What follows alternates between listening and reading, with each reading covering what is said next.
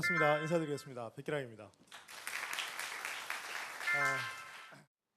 지속하라. 여러분의 생각, 행동이 있다면 지속하셔야 됩니다. 매일매일 한 3년은 하셔야 티가 나요. 이게 중요합니다. 3년 법칙이에요. 그럼 그 지속하는 기간 동안 뭐 하셔야 돼요? 준비하셔야죠. 두 번째가 뭡니까? 실행해야 됩니다. 사람들한테 보여주세요. 그래서 몸으로 보여주세요. 세 번째가 뭡니까? 역지사지. 입장 바꿔보세요. 선배 입장에서 생각을 해보세요. 고객의 입장에서 생각해 보시고 CEO 입장에서 생각해 보세요. 제가 잘하는 게 역지사지입니다. 네 번째가 뭐예요? 결속일치예요. 한결같이 모든 걸 일치해야 됩니다. 말과 행동이 다르면 끝납니다. 말과 글이 달라도 끝납니다. 여러분의 페이스북, 여러분의 트위터, 여러분의 글, 여러분의 말 다 일치해야 돼요. 항상 언제 어디서나 여러분은 여러분이어야 되거든요. 그 모습을 바라볼 때 사람들은 신뢰를 합니다. 마지막이 뭐예요? 주변 사람들은 늘 고맙다고 하세요. 그래야 한 번이라도 웃어주고 한 번이라도 격려해줍니다. 여러분은 주변 사람들한테 그런 전폭적인 믿음을 줄 수 있습니까? 저는 그래서 누군가를 늘 존중하시고 감사하시면 주변에 그런 사람들이 생길 거라 생각을 합니다. 벌써 저에게 주신 시간이 맞춰졌습니다. 창업이라는 꿈을 꾸게 된 계기가 있었는지 궁금합니다. 앞으로 내가 어떻게 살아야 될까 생각을 하다 보니까 그래 창업이란 걸 한번 해보자. 그래서 사장님들이 도대체 무슨 생각을 하면 사시는지를 알아야 내가 취업을 하더라도 잘하겠구나라는 생각에 창업을 하게 된 게 여기까지 오게 된 겁니다. 저는 버스를 타고 다니는 줄 알았는데 제가 타고 있던 게 배였어요. 버스에서 내릴 때랑 배에서 내릴 때가 다르죠. 여기서 내려보세요. 물에 빠져요. 그리고 제가 한 번도 해보지 않은 행동을 해야 돼요. 헤엄치는 거. 제가 버스에 타고서 내리면 이게 바닥에 땅이 있을 줄 알았는데 물이더라고요. 그래서 물을 먹었죠.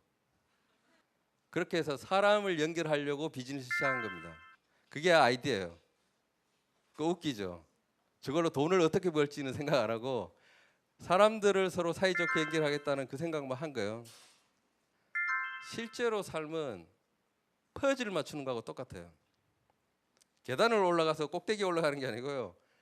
퍼즐을 맞추는 거예요. 조금 전에 백기락 이름이 워낙 독특해서 대박 기억하겠어요. 백기락 여기 회장님께서 이야기하셨듯이 꿈을 꾼다는 게 굉장히 중요하다는 거 저도 공감해요. 이 퍼즐을 맞추려면 제일 처음 해야 되는 거는 그림을 다 맞췄을 때 그림을 상상하는 거예요. 그걸 상상할 수 없는 사람은 그림을 못 맞춰요. 즉, 꿀을 위해서 여러 가지 요소가 필요합니다. 6가지 정도 필요한데요. 간략하게 말씀드리겠습니다. 첫 번째는 경험인데요. 역시 경험. 여러분이 했던 것에서 조금 더 나아지거나 아니면 이렇게 했으면 좋겠다라는 식의 생각이 드는 부분들을 즉시 경험을 통해서 얻으시고요. 두 번째는 멤버입니다. 바로 옆에 계신 친구분이나 같이 창업하는 분들이 좋은 동반자가 될 수 있습니다. 세 번째는 제가 앞서 말씀드렸던 3가지 사고방식인데요. 다르게, 그리고 내 사업 아이디어에서 나쁘게, 그리고 이 사업이 쓰는 사람들에 맞춘 그 사람에 맞는 맞춤식 사고방식, 3가지 사고방식은 대단히 중요합니다. 그리고 스피드하고 글로벌 부분하고 99도씨 3가지를 한 번에 말씀드릴 건데요. 무조건 스피드입니다. 스마트폰 어플리케이션 개발회사가 다른 동반 기업들에 비해서 먼저 서비스를 런칭을 하고 사람들에게 알려야지만 그게 중요하다고 생각됩니다. 그리고 글로벌, 한국은 5천만 명이 조금 넘는 사용자밖에 안 됩니다. 저희는 일본에 1억 2천만을 잡고서는 일본을 먼저 공략을 했고요. 여러분 창업할 때도 역시 한국과 일본이 아닌 미국을 보고 창업하시는 것도 좋은 방법입니다.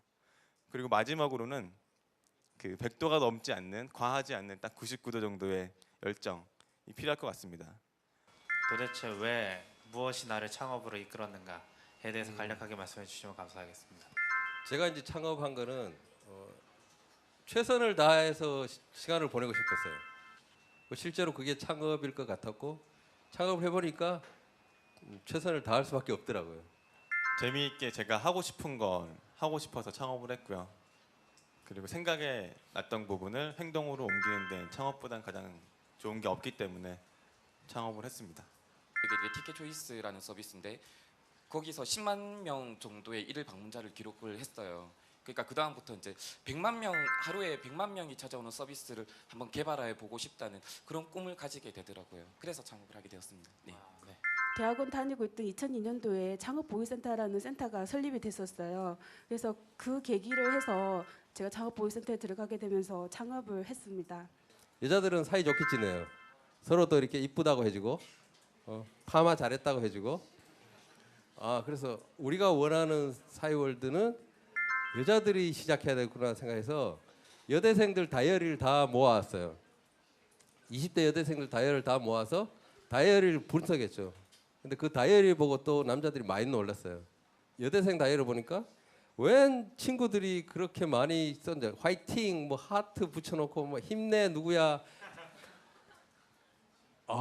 이게 사이 좋으면 딴 사람 홈페이지 그러니까 다이어리 가서 막 쓰는구나.